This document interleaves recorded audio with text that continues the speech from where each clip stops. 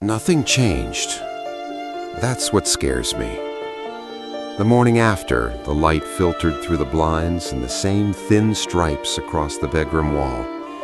The refrigerator hummed in the kitchen. A car alarm went off somewhere down the street and stopped just as abruptly. The world continued with its small, indifferent noises. I lay there waiting for something to feel different, for the air to be heavier, for the house to sound hollow, for my chest to tighten in a way that would confirm what had happened was real. But my breathing was steady, my thoughts were orderly, even my heartbeat felt responsible. I remember staring at the ceiling and thinking, is this it? The decision had taken months to form, not loudly, not dramatically. It grew in pauses and glances and unfinished sentences. It lived in the way we both stopped arguing about certain things, in the way silence began to feel easier than honesty.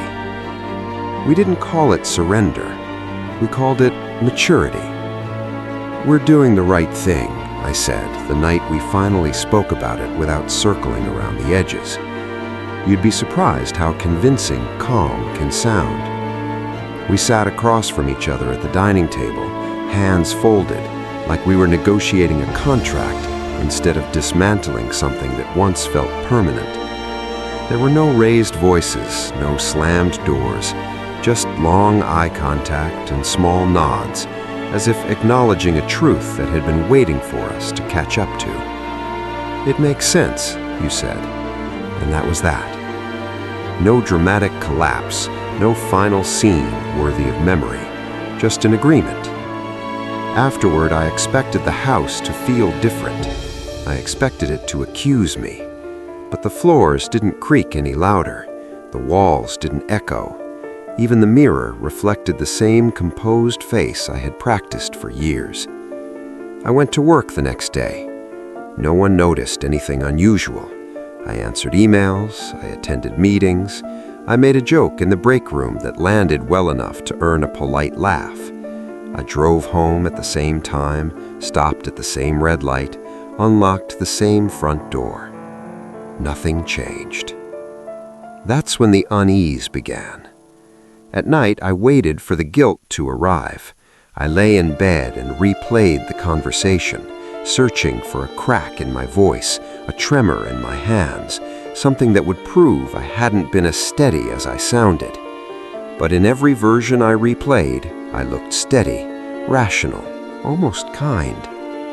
I told myself it was better this way, cleaner, more respectful. We avoided dragging something fragile through unnecessary damage. We chose clarity over chaos. So why did the absence of pain feel unnatural? A week passed, then 2. Friends asked how I was doing. I gave them the answer they expected. "It's been hard, but it's for the best." They nodded approvingly. I could see relief flicker in their expressions. They wanted the story to be neat, growth through difficulty, strength through acceptance. I provided that narrative effortlessly. What I didn't tell them was that I kept waiting for the crash, for the moment I'd wake up gasping, realizing what I'd lost, for the day I'd see something, a restaurant, a song, a photograph, and feel my composure shatter. But I didn't.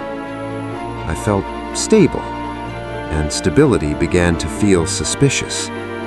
I started questioning small things, the way I folded the laundry without hesitation, the way I rearranged the bookshelf the following weekend, moving certain items into storage with a calm efficiency that surprised me.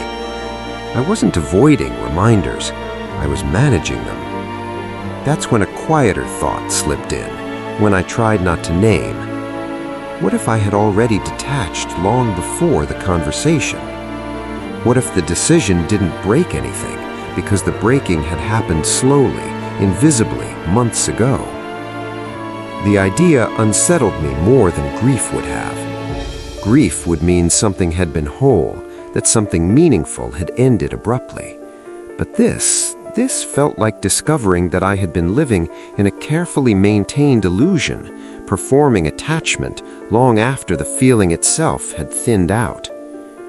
One evening, I stood in the hallway outside the bedroom and realized I couldn't remember the last time I had felt urgency.